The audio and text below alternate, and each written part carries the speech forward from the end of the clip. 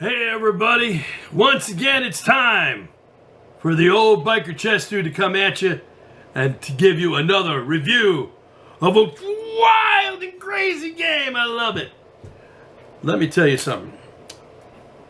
Every game has got its own set of players that they just get under your skin. They got to roll around in there and just see what they can do. But it's a test of plans, a test of will, a test of the might in your mind. The ideas that you got. Today is no exception. We got two very strong players from last Wednesday. And we're hoping that after you watch this review, that you will want to be in the next set of players come next Wednesday for us. One is a regular for us. It's the old Shellback. That's right, Rob, the Navy guy, the man with the plan, has been a veteran for many, many years, and he's come to lay it down against a new guy. A new guy that came in and definitely made an impression on Wednesday's group meeting. It was the Ugly Old Dog. I love that name, Ugly Dog. You just never trust an ugly dog. They're loyal, but you just can't trust them. And ugly dog is going to have the white pieces, the Shellback. Rob is going to have dark.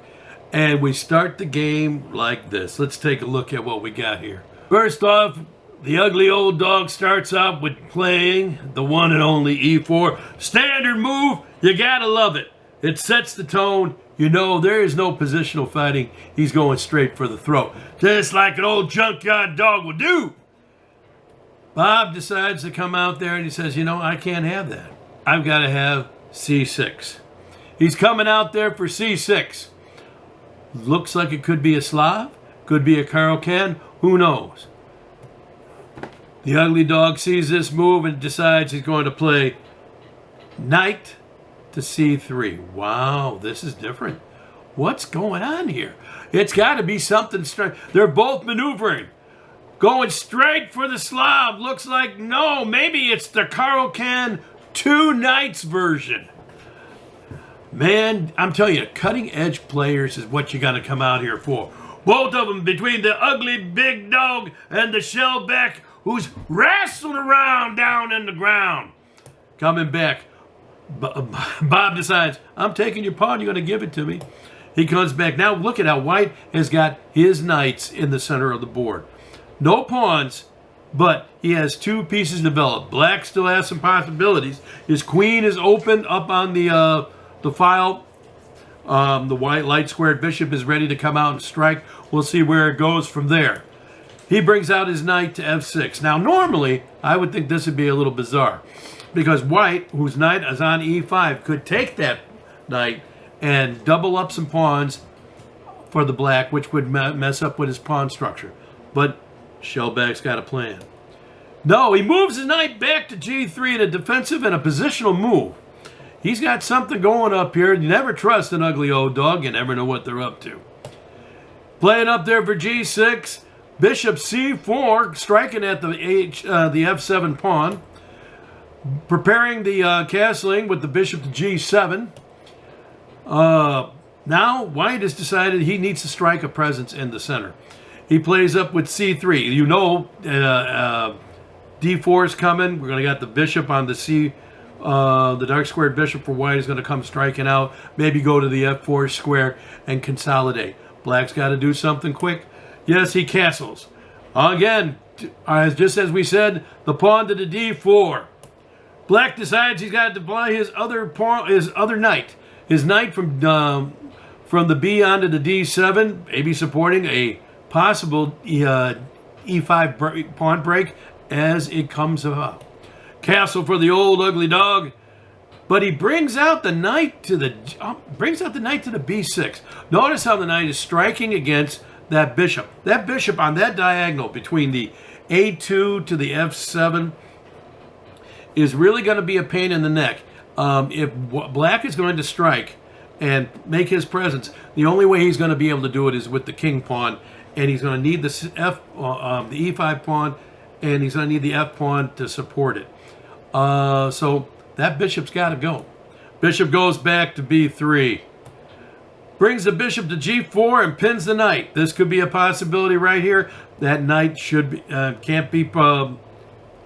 can't really move unless he wants to lose his queen, and threatens to screw up white's castling, opening up some lines against the king. Throws h3. Where are you going there, Bishop? We're putting the question to him.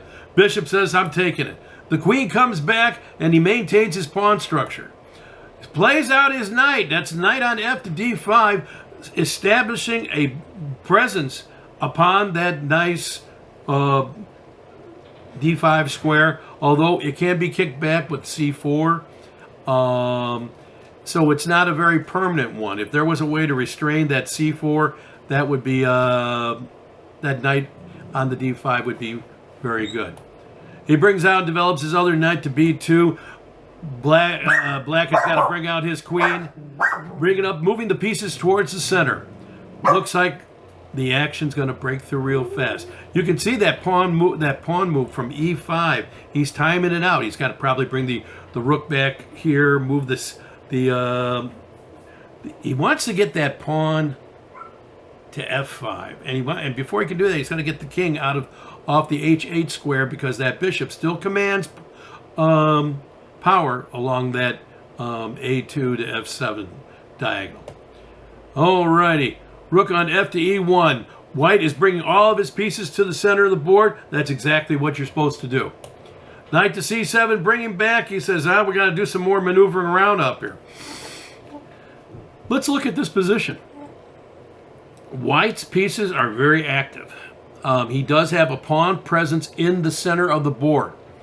It's the dark squared bishop for black has got a bit of a problem out there. He's biting on granite. The pawns on d4, c3, and b2 are just blunting the attack of the bishop. Also, if the bishop can't go to h6, because it can get taken right like there. So black's got to do some maneuvering and figure out where he wants to make his break. Otherwise, he's going to get buried.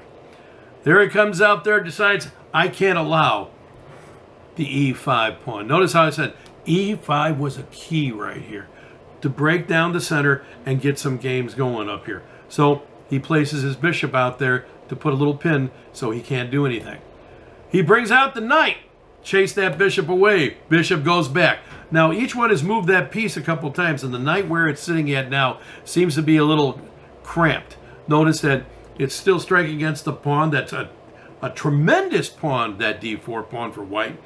And the knight's in a bad place. It's blocking in its own pawns. Again, the bishop is still maintaining that pressure, indirect pressure, down that diagonal. Plays up a5. What's black going to do? Black's going to try to kick him off that side right there by maybe pushing that pawn up to a4 if white allows it. White puts up there and says, okay, I'm playing a3. Jump at me, I'll just jump right back. That's what he does. Bishop's now back in a2, secure in the fact that he can't, that nobody's going to bother him now. He's out of harm's way. Still applying that pressure, and notice how the battle for the center, revolving around that pawn on d4, and the ability for the e5 pawn to break, which is still kind of stuck. Pawn to h6. I don't know where he's going to otherwise. The only thing I can think of is that he's trying to, he's going to move his knight. He doesn't want that bishop to go back there again. Moving the knight back for himself. Let's see, he's going to probably redeploy it. If he can, if white can get his knight on the e5 square, that might be a good idea. What do you know? Black decides to strike. He's got some support now, coming in and attacking the queen. This could be something. Queen goes up there and now puts a battery down, striking against the e-pawn on e7. Only one piece protecting it now. Wow. Shellback better start doing something real quick. He does. He brings out his bishop to protect the pawn. Now, I want to say one thing also too there with the black bishop going to the f6 square. It also undermines the defense of the pawn on h6. The black bishop was protecting that pawn. Now, depending if he moves that knight, say he plays h4, the knight moves away, the queen could take that pawn for free. Let's see what the ugly old dog does with this. He plays out the knight.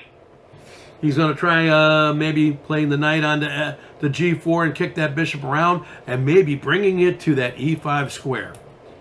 Knight to d5 strikes the queen again. What will white do? White moves the queen. This is getting to be real silly. I mean, look at this.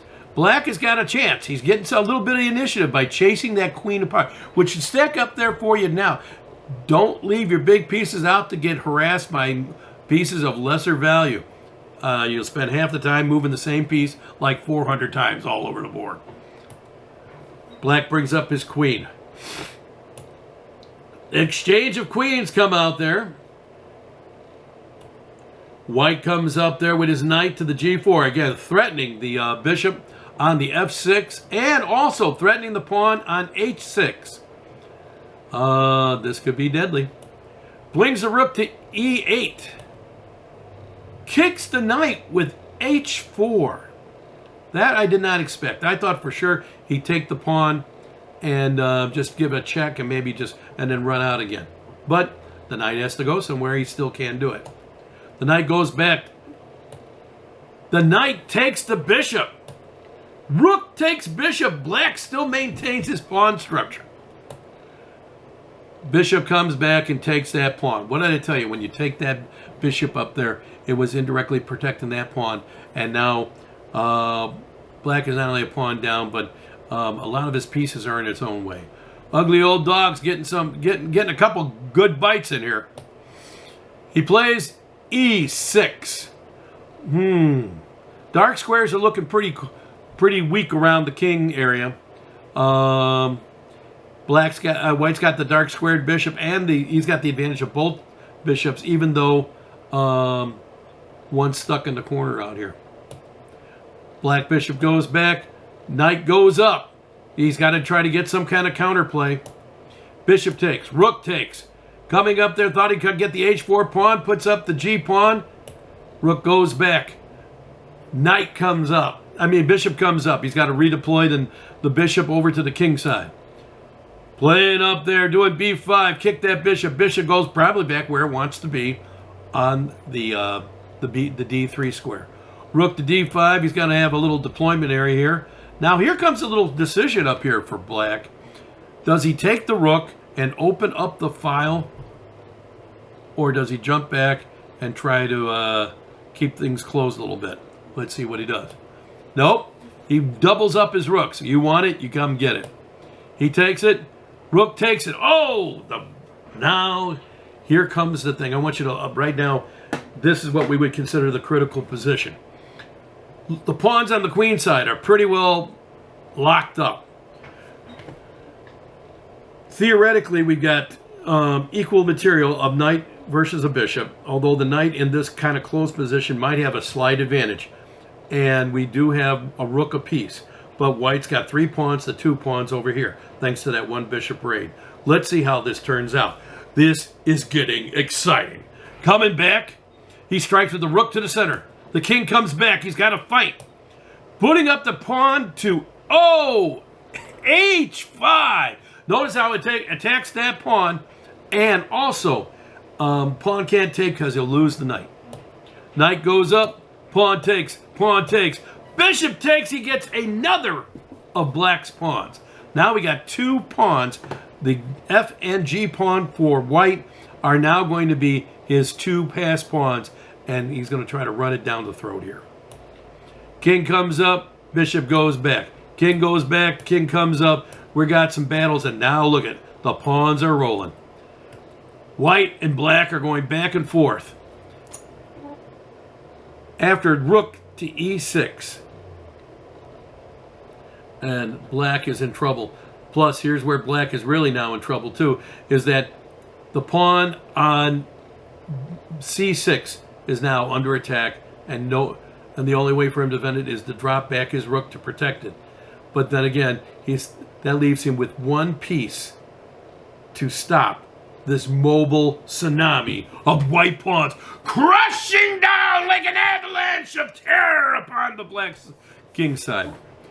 After this point, Black decided that that dirty old dog put a bite right on his hindquarters, and he gives.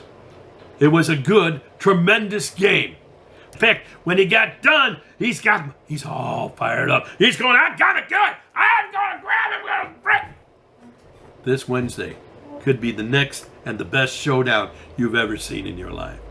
Just do what the old biker chess dude tells you. I want you to keep the rubber side down, the shiny side up, and the pieces on the board. I'll be looking for you on Wednesday. Talk to you a bit, everybody. Later!